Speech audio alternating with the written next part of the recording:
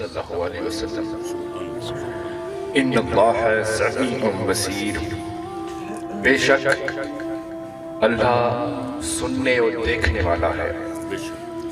واللہ بما تعملون خبیر، اور اللہ تمہارے اعمال سے باخبر ہے۔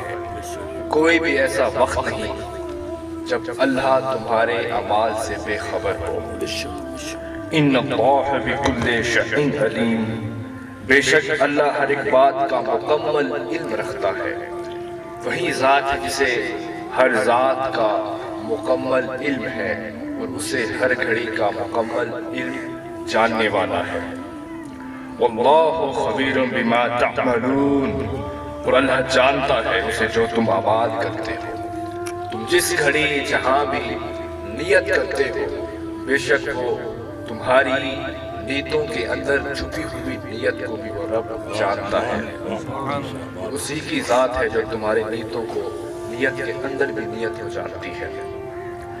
ان اللہ یظلم الناس شیئا ولکن الناس انفسهم یظلمون، بے شک اللہ لوگوں پر کچھ ظلم نہیں کرتا، لوگ اپنی جانوں پر خود ظلم کرتے ہیں۔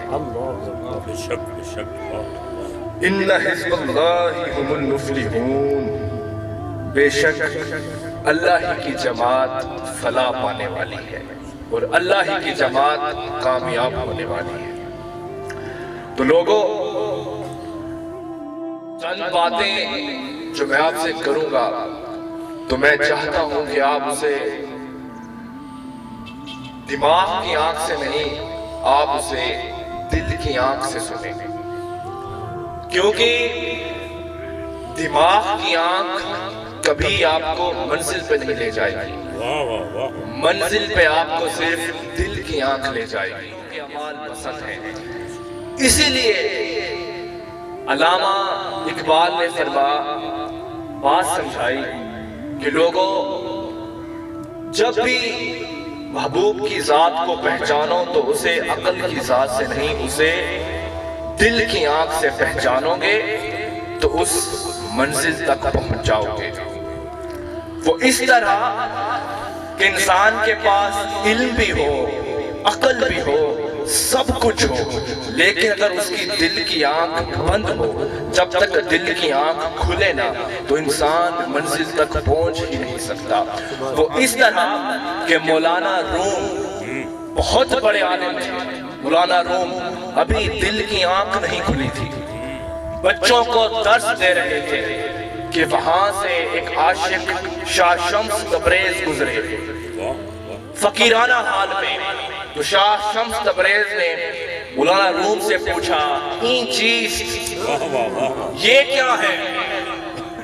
تو مولانا روم نے جواب دیا، این آس تو نبی دانی، یہ وہ علم ہے جو تو نہیں جانتا۔ تو شاہ شمس تبریز ان کی بات پر مسکرائے، وہاں عقل والے تھے، یہاں عشق والے تھے، تو انہوں نے کتابیں اٹھائی اور ساری کتابیں اٹھا کر دریا میں پھینک دی۔ مولانا روم پریشان ہوئے، شاہ شمس تبریز یہ آپ نے کیا کر دیا؟ سارا علم برباد کر دیا۔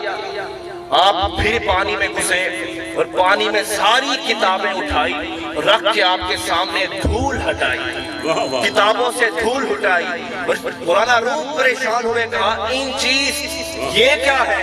تو شاہ شمس تبریز نے جواب دیا، این آز تو نبی دانی، یہ وہ علم ہے جو تو نہیں جانتا۔ تبھی کوٹ پٹھن کے کھوٹ نے کہا، سکھریت روش منصوری نو اور ٹھپ رکھ کنس قدوری نو، آدھی نہ سمجھ ہدایا کافی نہ سمجھ کفایا، یہ دل قرآن کتاب۔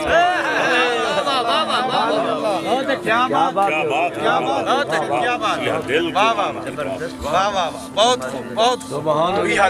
قرآن کتاب ہے، جس کا دل سنور گیا وہ اپنی منزل تک پہنچ گیا، جس نے اپنے دل کے یار سے اپنے محبوب کو دیکھ لیا وہ اس منزل تک پہنچ گیا۔ اور ہمیشہ محبوب کی ذات کو دل کی نظر سے دیکھو، کیونکہ لوگوں آپ بڑے خوش نصیب ہیں کہ خدا نے آپ کو ایسا محبوب عطا کیا، ایسا کملی والا عطا کیا کہ جس کا سہارا وہ کبھی بھی آپ کو کسی مقام پر بھی تنہا نہیں چھوڑیں گے، اور ان کا دامن پر حق ہے، حق ہے، حق ہے۔ وہ اس لیے کہ خدا کا فیصلہ ہے۔ آپ تمام لوگوں سے میں آپ کو بات سمجھا رہا ہوں جس کی بات سمجھ میں آئے۔ آپ تمام لوگ میرے سامنے یہاں بیٹھے ہیں، یہ حافظ صاحب بیٹھے ہیں، علماء حضرات میں یہاں شریک ہونے آئے ہیں، کس کے لیے؟ تو آپ سب کا جواب کیا ہوگا؟ خدا کی محبت پانے کے لیے۔ آپ نماز پڑھتے ہیں صبح کی، ٹھنڈے پانی میں کوئی اعلی مسجد میں جا کے اذان دیتا ہے، کیوں؟ خدا کی محبت پانے کے لیے، بھئی کہیں اس کی محبت کا جواب آ جائے۔ میں یہاں گلخانی پہ کچھ کتاب کر رہا ہوں تو اس کی محبت کے لیے شاید وہ ہمیں پسند کر لے۔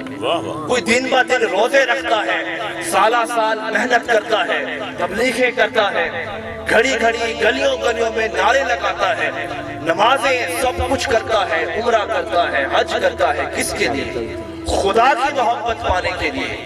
وہ چاہتا ہے کہ انسان کہ اس مالک حقیقی کا پیغام بھی مجھ سے پہنچے، کہ وہ بھی مجھ سے محبت کرتا ہے، وہ بھی مجھے پسند کرتا ہے۔ آپ سب دن رات انسان کی زندگی گزر جاتی ہے اسی کام میں، کوئی مر جاتے ہیں، شہید ہو جاتے ہیں کہ اس کی محبت کا پیغام ہم تک پہنچ جائے۔ لیکن خدا نے کیا کہا؟